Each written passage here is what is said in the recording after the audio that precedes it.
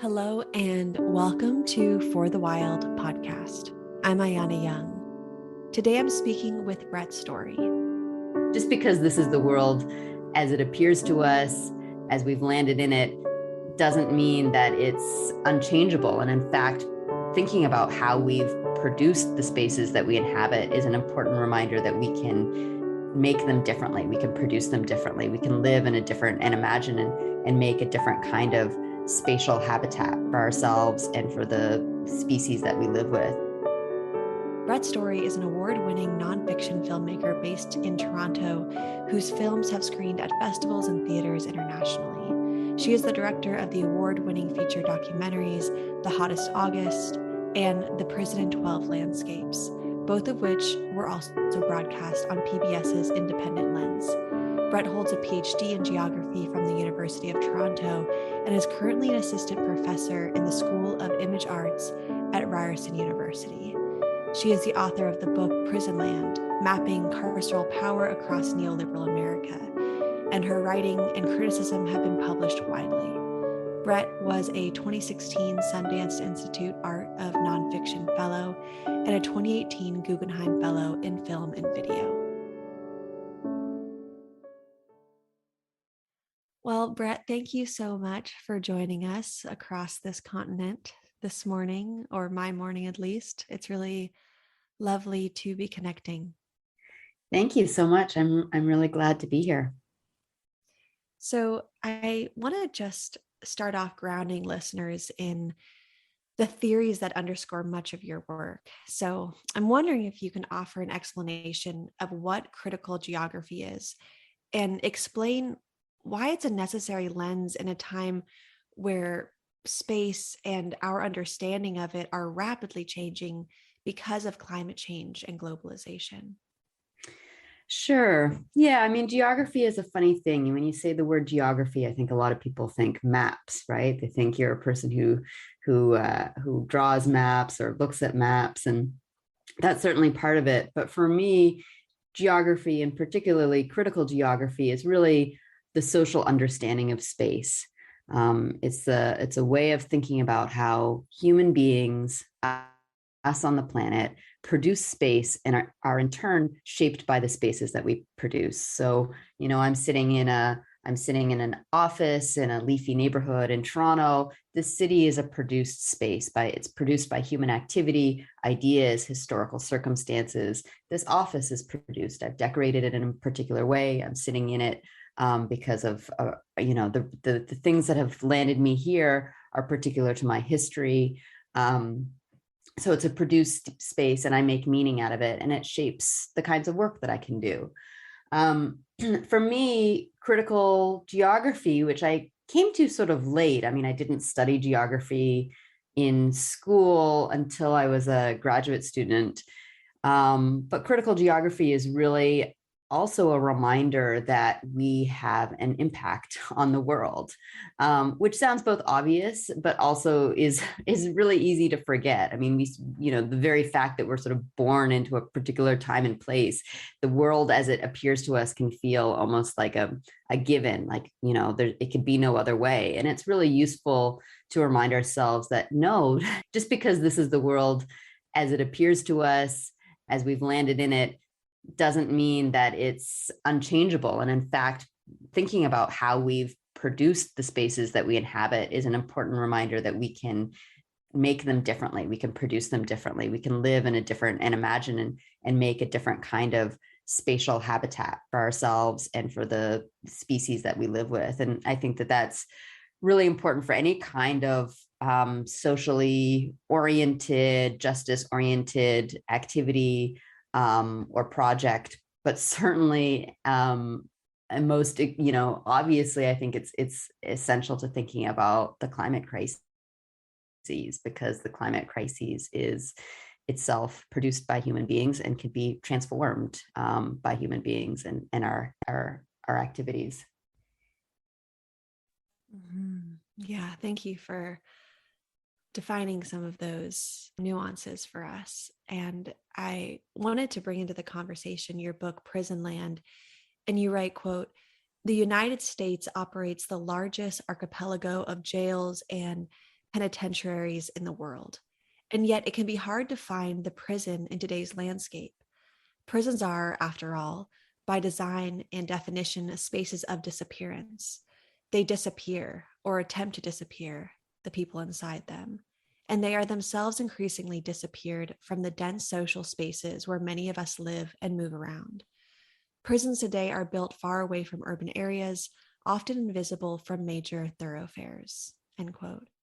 I'm really moved by the way you write, and I'm wondering, how does this disappearing of landscapes weaponize land and our relationship to it?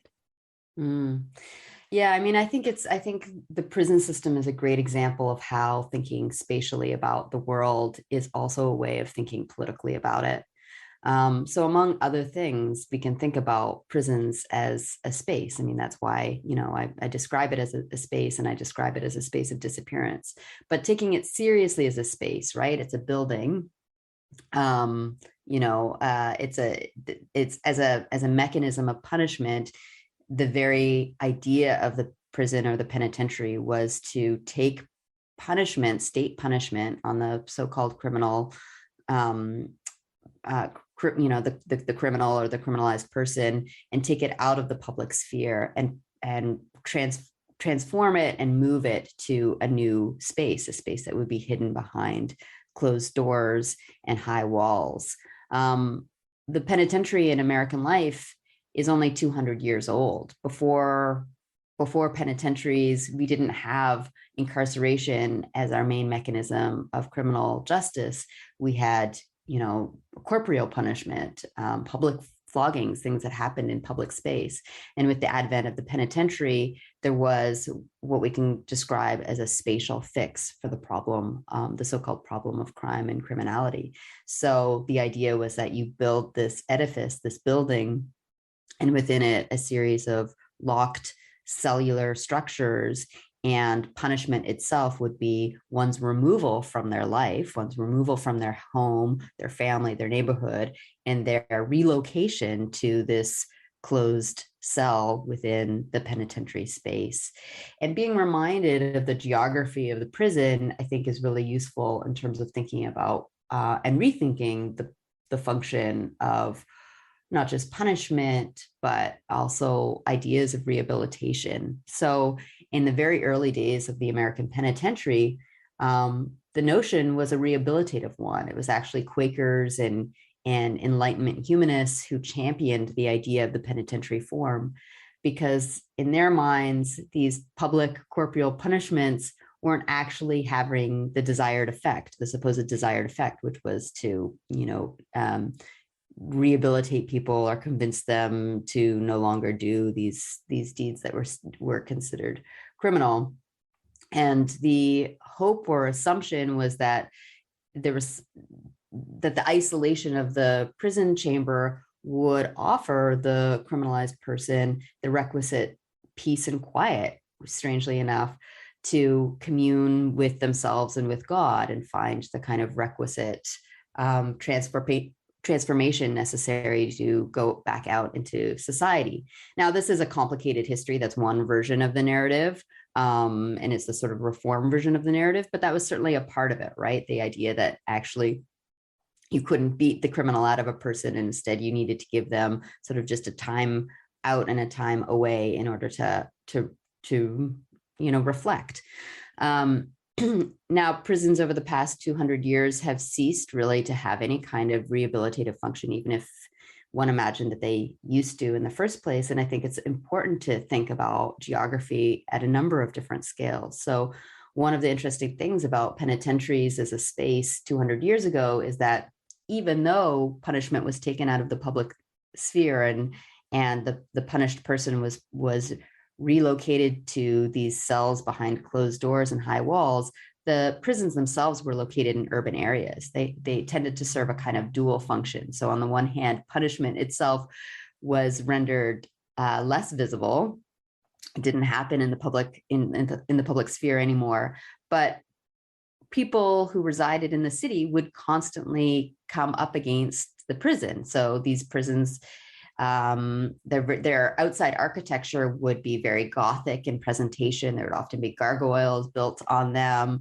You were meant to see the prison. There was a function of visibility that was also really important to how the prison functioned. You were supposed to see the prison and be reminded of what kind of consequence might be what might be consequent to one's actions if those actions were deemed illegal or criminalized.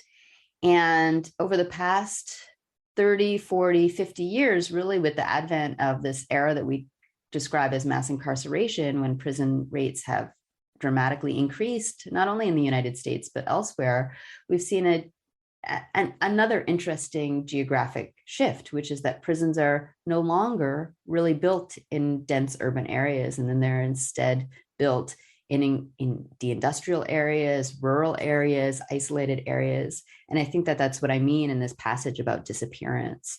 There's a way in which prisons themselves were meant to disappear state punishment, so you no longer saw it and were confronted with it. It instead happened behind these walls and these cellular structures. But prisons themselves are actually disappeared in that they're very geographically isolated. And it's important to ask questions about why that is. It's not an accident, it's historical.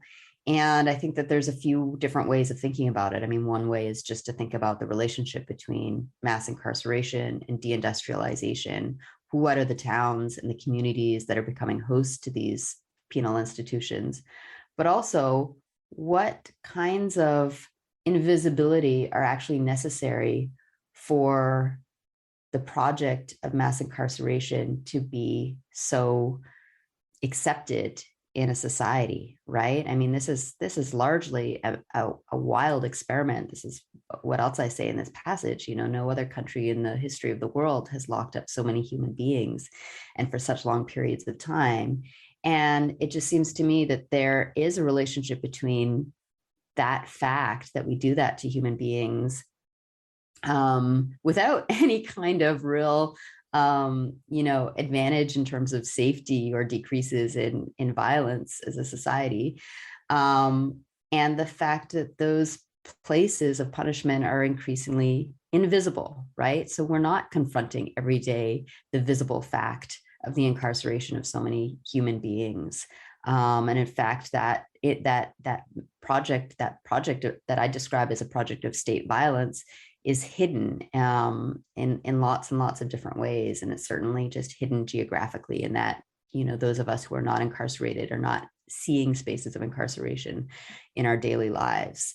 And that's a political problem in terms of our ability to be faced and confronted with the horrors that might be happening and that we know are happening inside. Mm-hmm. Yeah, it's really fascinating in a disturbing way to consider what our fantasy of prisons are and what they're actually doing. And I think there has been so much cultural conditioning around this false security that prisons offer society. And it just seems like so much of the supposed security we have, at least in the United States, is based on a false stability predicated on control of crime and also of nature and the climate. So I'm wondering, what does this need for control suggest about society? And how might your films, The Hottest August and The Prison in 12 Landscapes, engage with anxieties around the lack of control regular people have over these issues? I think that's a great question, because I think we can think about the idea of anxiety on a number of different levels, right? I think we can and we should think about who's anxious and about what. And I think we can differentiate between the anxieties of those who are profiting from a social order that's predicated on so much exploitation and inequality and oppression. And then the anxieties of ordinary, everyday people that are sort of satisfied more eased under sort of false pretenses. And I think your use of the word fantasy is a really important one, because I do think that there are lots of very good reasons to feel anxious every day. I mean, we're doing this interview on May 25th. You know, I spent the morning reading about gun violence against school children in Texas. I have a 3-year-old. It's absolutely devastating to wake up in the morning and think about the kinds of violence that are every day inflicted on our friends and our neighbors, needlessly, right? And so the question is, what do we do with our anxiety? And what are the ways in which the anxieties of those that might profit from a given social order that itself contains so much instability, what are the mechanisms by which those anxieties get transformed into what some geographers, for example, like David Harvey and Ruth Wilson Gilmore, call a social or spatial fix. So prisons are an example, in Ruth Wilson Gilmore's words, of a spatial fix. And they're a fix for a number of different kinds of crises. They're the crises that are really endemic to neoliberal capitalism, a capitalism that requires and enshrines racialized inequality at a variety of scales. The instability and crises of many, many people living, paycheck to paycheck, who are faced with the possibilities of unclean and contaminated water to drink, their criminalization for not paying their water bills. This is something that I explore in one of the chapters in the book, when I'm looking at the role of police and prisons in the state of Michigan and the city of Detroit, where the summer I was doing field work there, the city was in the grips of a housing crisis, and there were huge water shutoffs, and individual families were being criminalized for supposedly, stealing water because they were trying to bathe their kids and have water to drink. So there's all sorts of instability and crises that's already inscribed in the very rules of capitalist economics, right? And economics that requires some people to make endless amounts of profit from the resources of the earth, and as quickly as possible, not in a sustainable way, but in an unsustainable way. And then also requires the exploitation of human beings. So one way in which we can theorize and think about the role of the criminal legal system is as a way of producing a class of people, a class of people that we come to know as criminalized people who come out of the prison system with criminal records. This becomes a kind of class of people that, like many other classes of people, like, so-called undocumented migrants, other people that are denigrated and dehumanized in the popular imagination, whose status is on the lowest rungs of the social order is considered somehow natural, right? Somehow inevitable, somehow their fault, rather than actually produced by the inequities of the capitalist system. So, I mean, I think that, yeah, we can think about the prison system, and we should think about the prison system not so much as a product of a criminal justice system or product of crime and criminality, but actually as a manifestation of the anxieties of a capitalist state and a capitalist class who need and require to continue, activities of exploitation that produce inequality and produce the instabilities that are attendant to inequality. I mean, I think inequality is unstable because human beings want and know injustice in their hearts. They know and want that it's not right to commodify water, to contaminate water, to criminalize people for trying to feed their families, to treat some people as less than human and some people as more than human. And I think the natural instinct of most people in the face of injustice, in the face of gross amounts of inequality, is to stand up for themselves. I mean, I think that's why we live in a world of ongoing social movements as well. And the function of one function of the criminal legal system and the prison industrial complex is, in fact, to legitimize state violence and social control on a particular class of people. And, I could go on about this, but I think that the last thing I should say is just that there's a way in which living in the era of the climate crises is like living and breathing anxiety every day. I don't know if this is how you feel, but it's certainly how I feel, right? And I'm raising a daughter in this world and imagining, like, how do we think about how do we imagine living in this world when the future itself feels unstable, even unlikely sometimes? How does the anxiety of that, of reconciling ourselves to that, what does it produce? And I think we can choose to let it lead us in a few different directions. Certainly the anxieties of living in such a world can produce the desire to blame some people and not others. I think that's why some narratives and vocabularies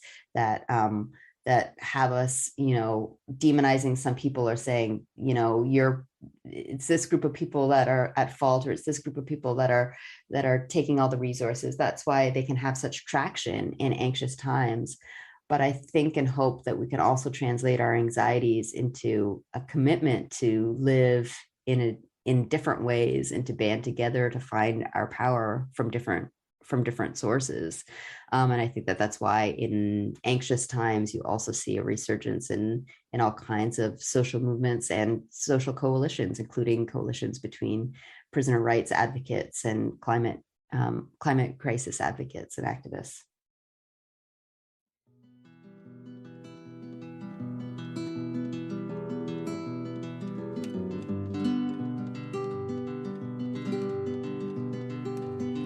My, what times we have had. What times we have had.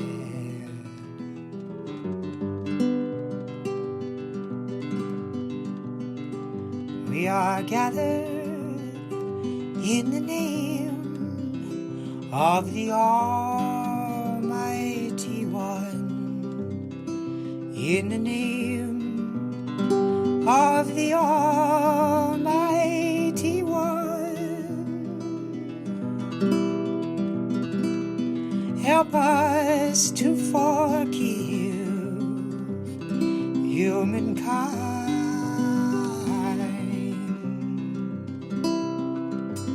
Help us to forgive ourselves. Almighty One, Almighty One. Oh, there's so much there in your response. And there's this thought that's coming up for me around just in the individualized realities of a neoliberal world. I'm wondering how current conversations around crime and climate change place emphasis on controlling the individual's actions. Mm-hmm. And how much pressure can we really put on the individual? Yeah, that's a great question. There's an anthropologist who I like, Alan Feldman, who described arrest, like police arrest once, as the art of individualizing disorder. And I've often thought about that, not just in the realm of, again, the criminal legal system, but in all walks of life. So a few years ago, I made this film, The Hottest August, which, the log line of the film is a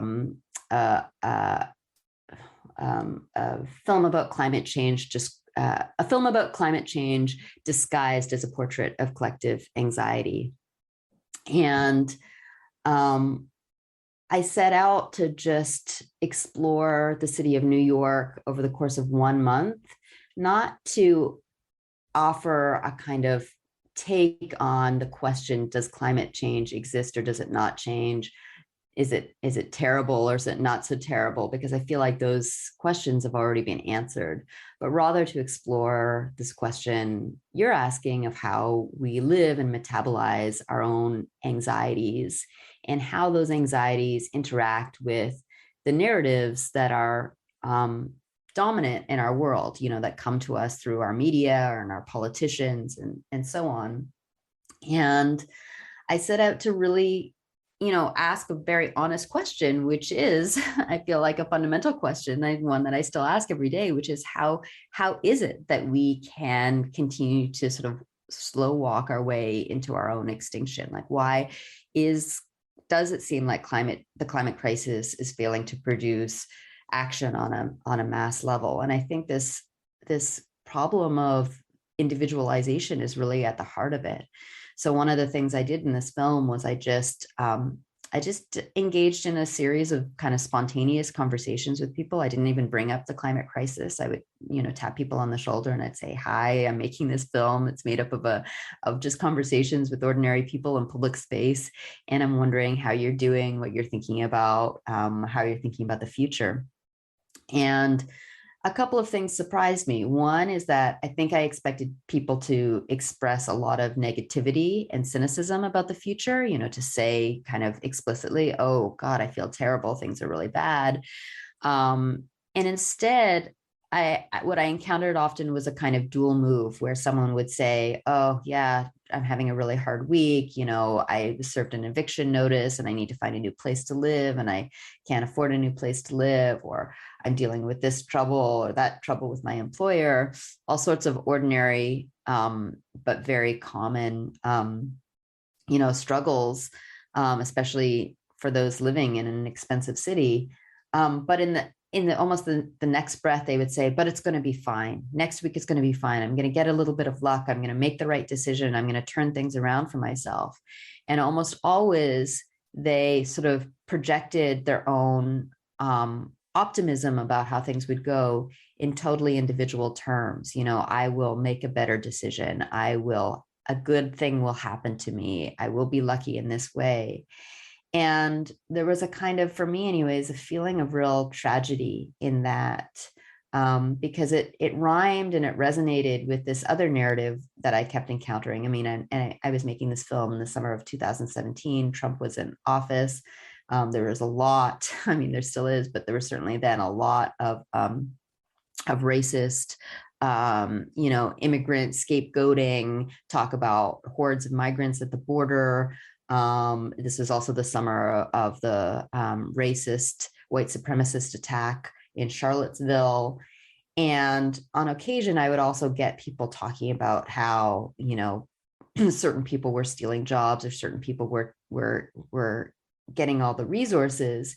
And it seemed to me, and it still does, that, when we're afraid, as there's every reason to be, there's lots of reasons to be afraid, but when we're afraid and at the same time convinced by all the kind of dominant narratives that the world is just composed of individuals, maybe acting, within families, that those are the only units that matter, then the sort of all one's left with is the feeling that that either things are totally hopeless or that the only hope that might be possible for them is to decide how they as an individual are going to, get what they need and everyone else be damned. And I think that that tragedy is especially clear in the era of the climate crises, because I mean, if there's anything that tells us that there's no future in aloneness, it's the specter of planetary collapse, right? It is the very notion of ecosystem. It's the very notion of planetary interdependence.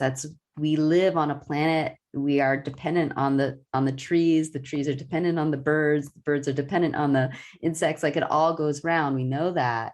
And certainly people are interdependent within each, on each other. And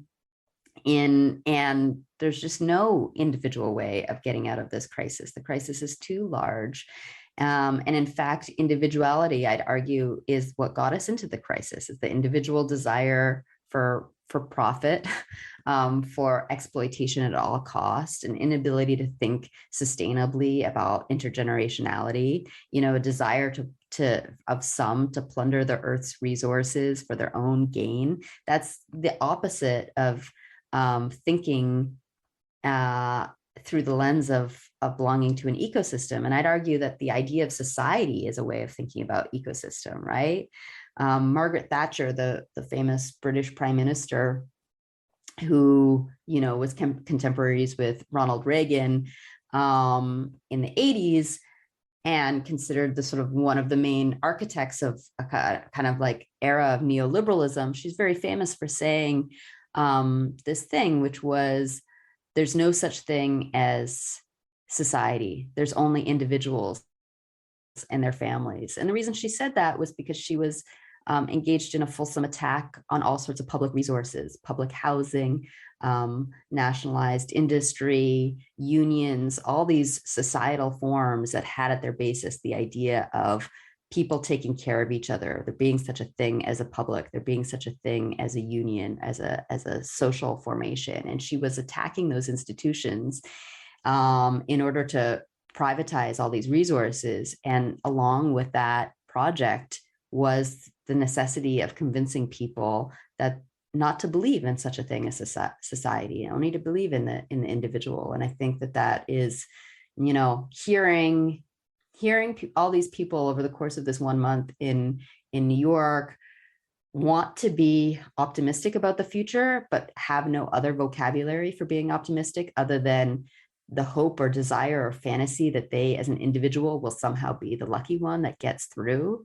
I found and still find very devastating, because I really do believe there's what's been lost is the commons, not just as a way of thinking about resources, but also a way of thinking about how we belong to each other. That's really beautiful, how we belong to each other. Yeah, I think that sentiment has definitely been lost on many of us because of the divisiveness of our conditioning of the media. Yeah, I feel like it's very much by design that we feel like we don't belong to each other. And yeah, it's like a divide and conquer tactic to, I think, for those who have power to stay in power and to centralize that power for themselves. And yeah. And can I just say, I think that this is why I think it's really important to think about these things that often get treated separate, like the climate crisis and mass incarceration together. Because actually, when you think about, okay, how are people divided? What are the actual mechanisms? What is the actual work being done to describe and carve out, the idea of difference and the idea that there are some people that are deserving and some people that are not deserving? Well, I think that the language of criminality is actually one of the most powerful mechanisms for that, because it's so naturalized. Even I imagine your listeners hearing me and thinking, well, yeah, if someone's a criminal, if someone's done a criminal act, they are a different, in a different category. They are less deserving. But I think it's so important to be critical of that. I mean, especially when we recognize certain things about how the criminal justice system works, right? When we recognize the fact that the majority of people inside prisons and jails are poor people, right? When we think about how the degree to which people of color and African Americans are hyper incarcerated, and think about this overlap between criminality, the mechanisms of criminalization and mechanisms of racialization. And we think about just sort of the that as one among many other kinds of projects in which we as a society are somehow convinced that there are people that are deserving and undeserving. And what does it, what kinds of harm get naturalized as being acceptable when you make those kinds of demarcations. And even though it's really challenging for people to say, to, you know, recognize, I mean, not even just through the lens of innocence and guilty, not just to say, oh, there's lots of people inside prisons and jails who are innocent, to even let go of that binary and say, even people who did the thing that got them criminalized, you know, maybe stole something. Well, you know, who else is stealing all the time? Employers are stealing all the time. You could argue that, you know, mining companies are stealing all the time. And yet that's not rendered illegal. But stealing something from a grocery store to feed your kid is. And so we have this mechanism that is in some ways, you know, if we look at it sideways, we can see it as both sort of arbitrary, but also historically produced in and functioning to uphold systems of inequality. And I think that if we task ourselves with actually trying to think capaciously about how those mechanisms of division and demarcation work and try and unthink them, you know, again, like it's so arbitrary to decide that there's such a thing as an illegal migrant and a legal migrant, or an undocumented migrant and a, you know, what's the difference between an expat and an immigrant? And yet we hold these distinctions as if they're natural, rather than, again, socially produced and necessary to break down. Mm-hmm. I'm so with you, especially in terms of what is stealing. The mining companies or the Enrons or the corporations, they're stealing all the time, or they're getting major fines for polluting and never paying, and they're completely able to destroy the earth and human communities without any consequences, which is so much more massive than somebody going into a convenience store and even stealing something that seems big, or going into a department store and stealing even thousands of dollars. I mean, that's nothing in comparison to what is being stolen from the earth and from communities every day. Wage slavery. I mean, like, the list goes on and on and on. It's actually something intellectual property, right? Patents, right? Like, yes. I mean, how do we not think about like the fact that the vaccine patents are held by private companies, you know, even while public money, which is to say our tax dollars, you know, underwrote all that science, right? Like, what is that if not theft? Wow, but yet in the public imaginary, it doesn't get considered that way, because theft, the idea of theft, is reserved for individual action, usually by poor people. And I think that that's precisely why we need to turn these narratives on their head. Yeah, the social constructs are really, I can really get frustrated with that. But thank you for speaking to that, because I think that clarity is so important for us to just remember how much this isn't truth. So much of what we are told is true or real or ethical is constructed by those who want to have power and money and control and all of that stuff. But I'd like to turn to focus specifically on your film, The Prison in 12 Landscapes. And you explain that you make abolitionist media, and in making an abolitionist documentary, you commit to abolishing crime stories. So I'd love if you can give us some insight into what that looks like. Yeah. So, well, maybe I'll start by describing the film a little bit. So the conceit of that film is that it's a film about the prison system in which you never see a prison. And instead, the film takes place through and across 12 discrete places, in which, you know, the audience is sort of tasked with figuring out how is the prison in this space, right? The title says it all. There's a prison in 12 landscapes, and you're landed in this place that is not a penitentiary or a jail, and asks, like, how is the prison functioning in this place? And the project, I mean, the idea came from a a lot of thinking and activism around the contemporary criminal legal system and the prison industrial complex, and was informed by the work of a lot of prison abolitionists who, among other things, ask us and invite us to think about the prison as a system, right? The prison, again, not just as a building or an edifice over there, but as a system, an institution, a public institution that is very much tied up with all sorts of other systems and institutions. And that's a sort of interesting challenge for someone who's working like I am in a visual media. I'm a filmmaker. I work through images.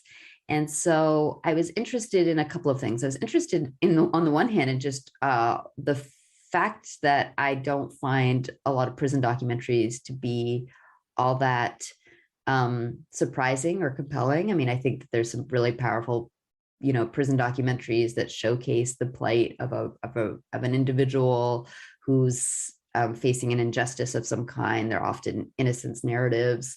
And they're can be absolutely devastating and heart-wrenching and are important in that way. But there's a kind of sameness to a lot of prison documentaries that I've found frustrating over the years. And part of it is that I've questioned the amount of work they can do, even when they have really good sort of social justice convictions, because they tend to, again, sort of showcase the system gone wrong, but don't help us don't really help us understand why the system functions the way it does in the first place. So you get a lot of kind of bad apple takeaways from these films, like it was a bad prosecutor, or it was bad cops, that they misused the evidence and the wrong person landed in jail. And so I tasked myself with making a film, not only in which we wouldn't see a prison, because I wanted, again, to think about the prison not as a building, but as a system that organizes, is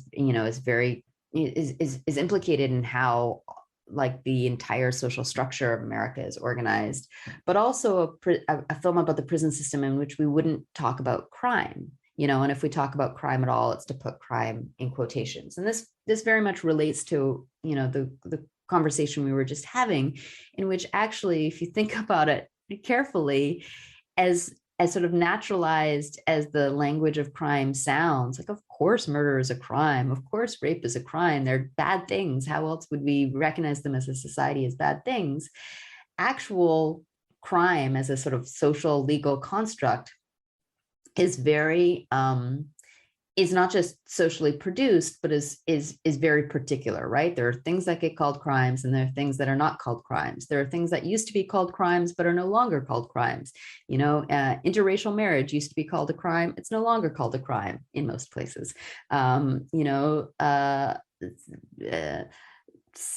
Sex between consenting adults of the same sex used to be called a crime. It's no longer called a crime. So there's lots of ways and reasons that we can put the idea of crime in quotations in order to suggest that it's a malleable construct, that it is as much to do with rules of the social order as it is anything else, but also to think about how it can be very misleading in terms of this basic question of asking, again, why do we think taking people away from their homes and communities and putting them inside cells for long periods of time is going to help us solve endemic issues of harm and violence in society?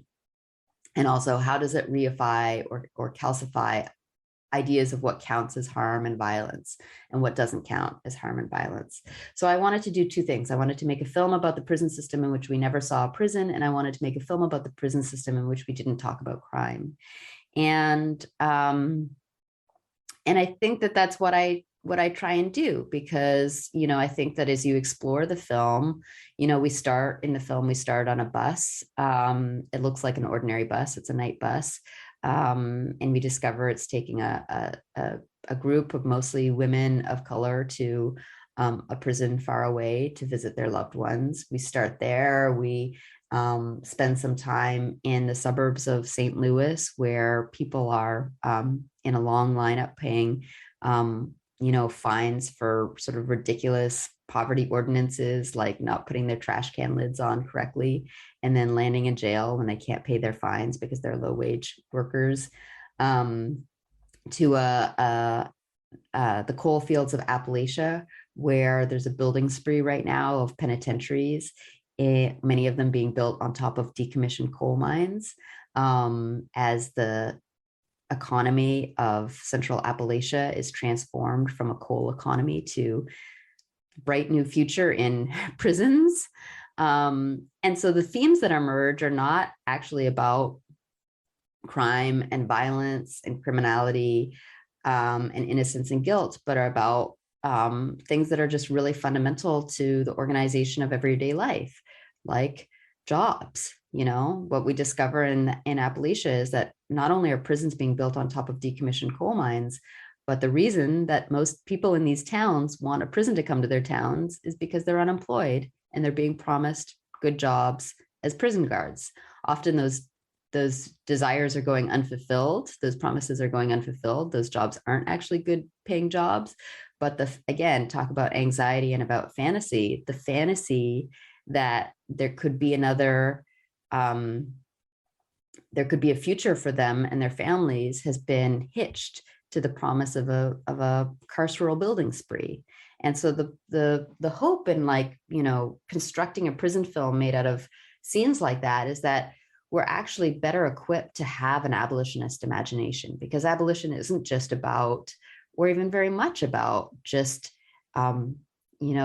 closing down these spaces of confinement, but it's about reimagining what's possible, what kinds of things that we can we build. If we understand how prisons function, what they actually do, what they're there to fix, then we're better equipped to imagine alternatives to them. So if we understand that prisons are being built in Appalachia as a job creation strategy for unemployed coal miners, then actually the abolitionist alternative becomes not that hard, right? It's just, don't build more prisons, build something else that will give people good jobs, right? It could be wind farms.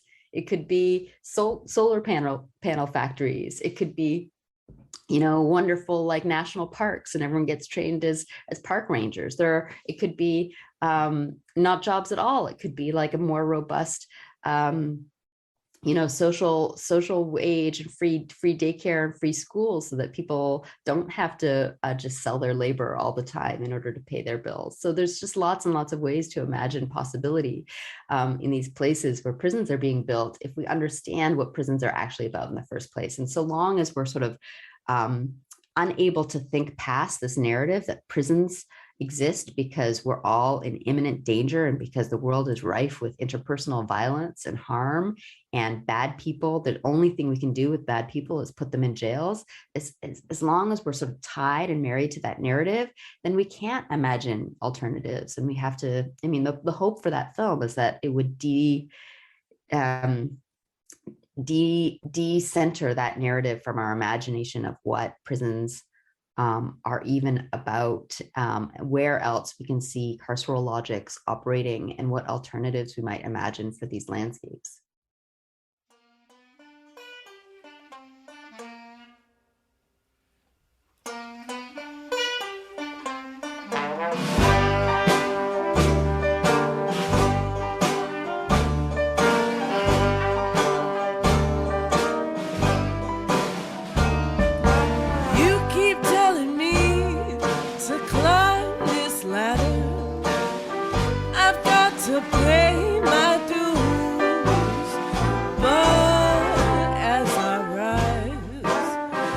Stakes get higher.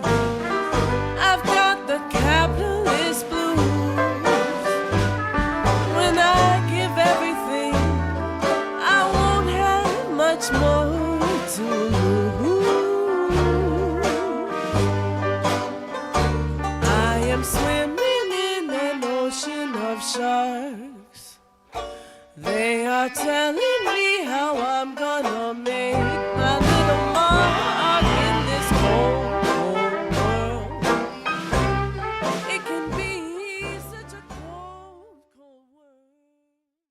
I'm sitting with all of this, and There's so many questions that I have, so many threads that I want to pull on, but I'm like, okay, focus.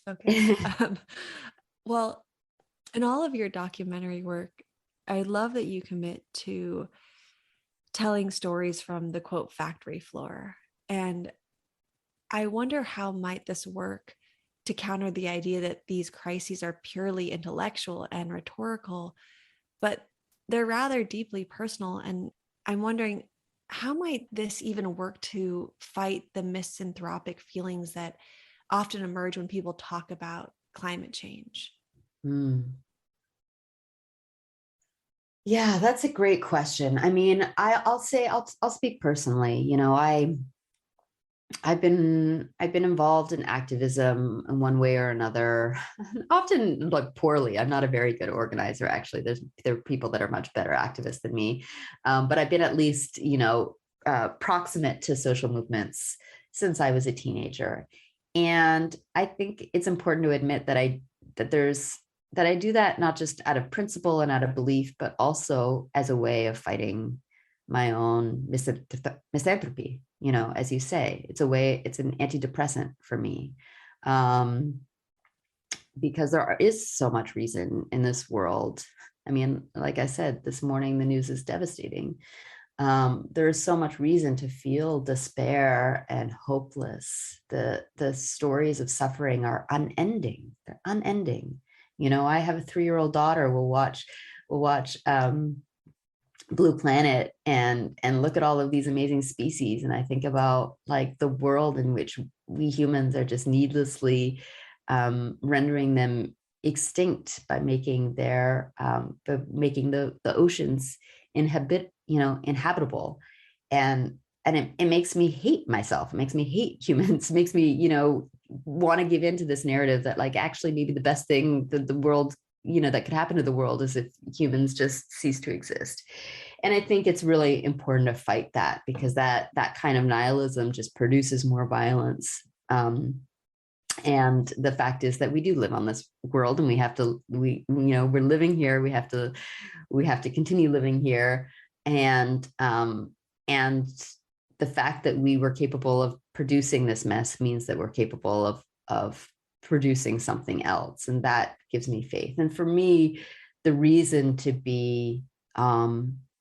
stay close to social movements, and I have certainly found this, especially actually in movements for prisoner rights, is that there's such an important reminder that people are intolerant of injustice, and people will make enormous sacrifice for themselves and for each other to live in a better way. I mean, the prisoner rights movement in the United States is not filled with intellectuals and armchair activists. It's led by mothers. It's led by women. It's led by people who are tasked with doing care work all the time. I spent a lot of time with people who, again, mostly women, who take these long bus rides from New York City to the something like 54 penitentiaries that are located in remote areas upstate New York. And they'll take these long bus rides for 10, 12, 14 hours, not sleeping all night. Even, women in their 70s and their 80s, mothers with young children will take these rides. And one of the things I heard over and over again from many of these women was, I'm my son's only visitor. I'm my brother's only visitor. I need to show those guards that this person is loved. If the guard knows that this person is loved, they'll bother him less. So they see their work as like the work of keeping their loved ones alive. And that is an important form of activism. And they're the ones who have been on the forefront of actually, doing the organizing work of trying to get their loved ones free, and being close to that kind of freedom struggle. I mean, it's intoxicating in its like antidote to misanthropy. It's like the opposite of waking up in the morning and reading the news about how horrible human beings are to each other and to the planet. It's like tremendous what people will do for each other, right? I'm making a film right now following a small group of workers who's been working at an Amazon fulfillment center in Staten Island. And I've been following them for about 14 months as they, this is a group of 5, 6, 7 people who are doing 10 and 12-hour shifts in a warehouse day in and day and night. And they've been organizing for an entire year to try and start a union. And in April, they were successful. They formed the very first unionized workplace of an Amazon facility in all of America. And they did that while everybody around them told them they couldn't. Nobody believed in them. No politicians, no other organized unions. And they did it, because what else could they do? They understood that their things were fucked up. They understood that it's not okay for the company not to let them take time off when they're showing symptoms of COVID during a pandemic in which people are dying. They understood that they deserve better. And so even while there's all this reason to be cynical about how selfish people can be and how willing people seem to be to hurt each other and to try and get ahead, I think that there's just as much evidence, and actually if we know how to look for it, much more evidence of how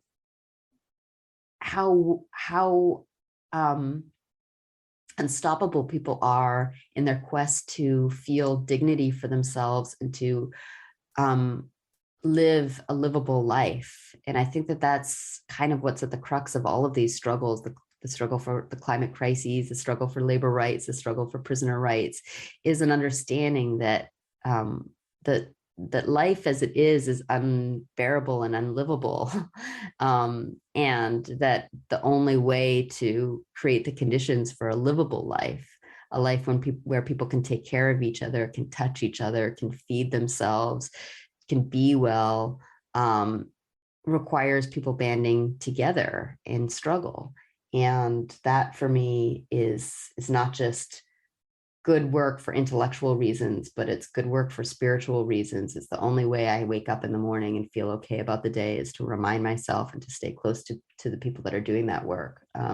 Because it can seem like it's against all odds, right? Again, it can seem almost unreasonable at times, but it's the evidence of ordinary people dealing with tremendous adversity who are doing this work that offers the reminder that the work is necessary and can be successful. That's the other lesson of history. That's the other lesson of geography, of understanding how people produce space.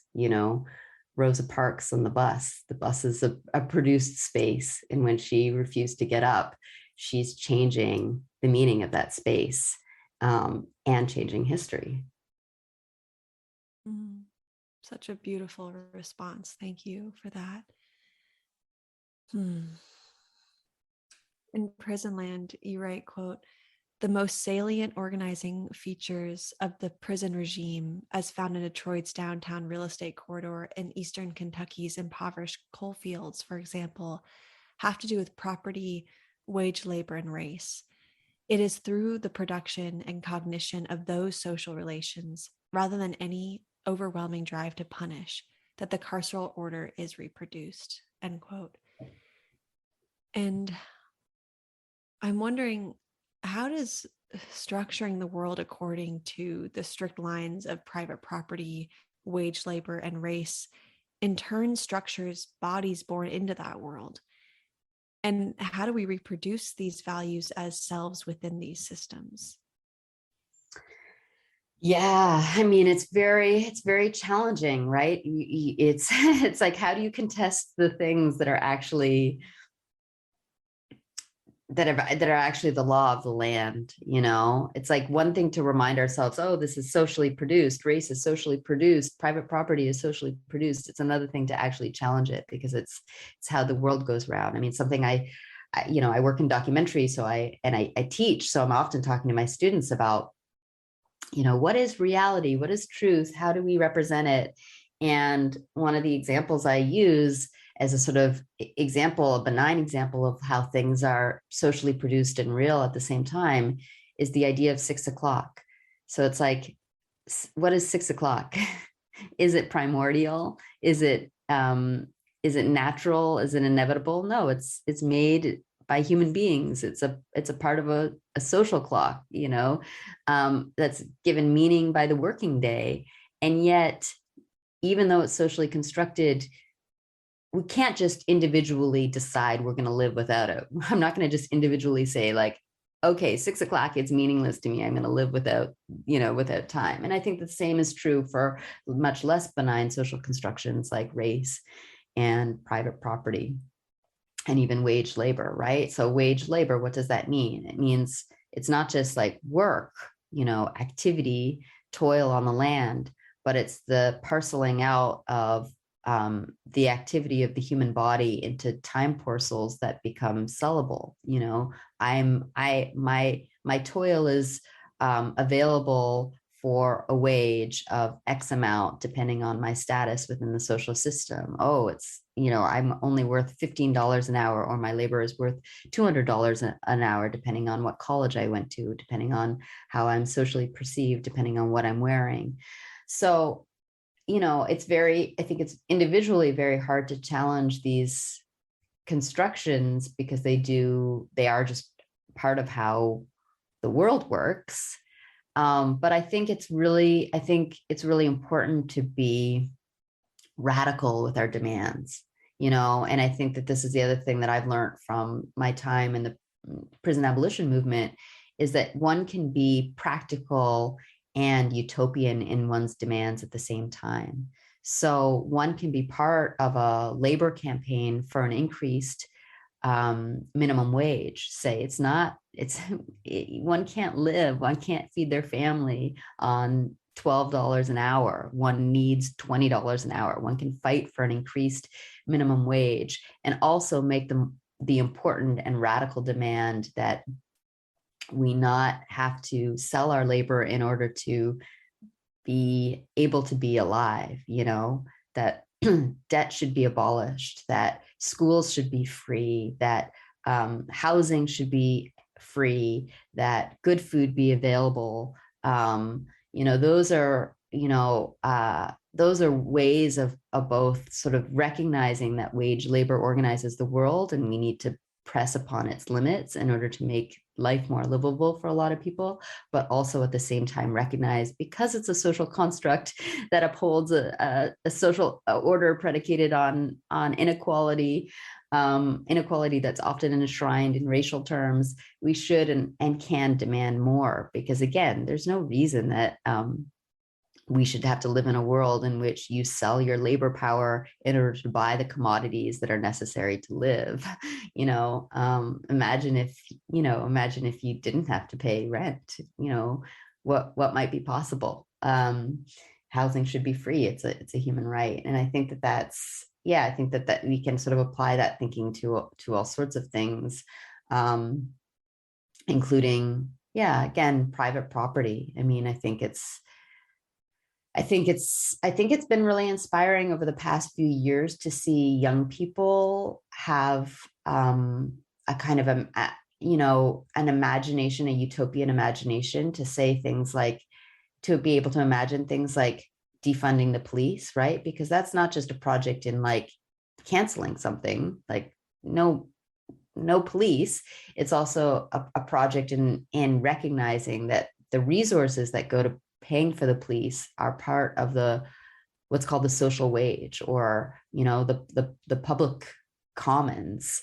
Those are our resources. We pay municipal budgets out of our tax money, and exploitation of resources that should be understood as belonging socially to all of us.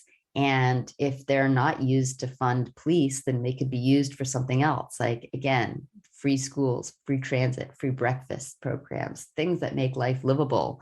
And I think that as part of those demands, I've, especially in the past few years, heard a lot of young people who are involved in movements really decry the privatization of all commodities and say, no, these things shouldn't be privatized.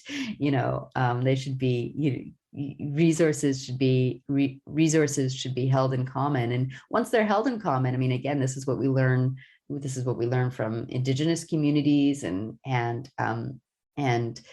historical colonized people who saw their resources stolen from them is that when resources are understood as belonging in common, then it also enables a relationship to them of care and of stewardship.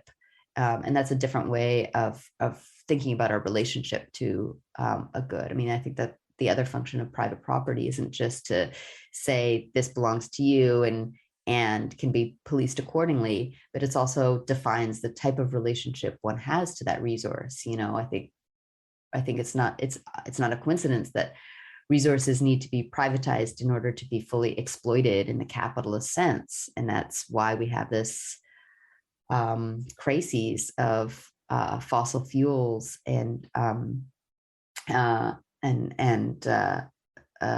contamination and pollution. If we didn't have that kind of relationship, if we said, you know, we don't have a propertied relationship to these resources, we have a relationship of care and of stewardship, then it would enable a different way of thinking about how those resources are to be used and to be adjudicated, not just across geography, but also across time, which of course is essential to thinking about planetary sustainability and the planet existing at all. I'm not sure that answered your question. I feel like I went a little bit off topic there, but you know, there's a lot to say. Good. No, it's all good. And I appreciate all of the riffs and tangents because it's all connected and it helps us understand a bit deeper these very complicated matters. So yeah, I'm so appreciative of you, Brett. Thank you for your time today on this episode with us and for all of your work. It's really deep and important, and I think it will definitely shake some of those listening as it has me. So thank you so much. Thank you. It's been really wonderful to be in conversation, and it's made me feel more hopeful on what started out as a very hard day and a hard morning. So thank you so much for inviting me to be in conversation with you. Mm-hmm. Yay. Thank you for listening to this episode of For the Wild podcast. The music you heard today is by Jahawi Bertoli, Genevieve Veronica, and Layla McCalla. For the Wild is created by Ayana Young, Ali Constantine, Erica Ekram, Emily Guerra, and Julia Jackson.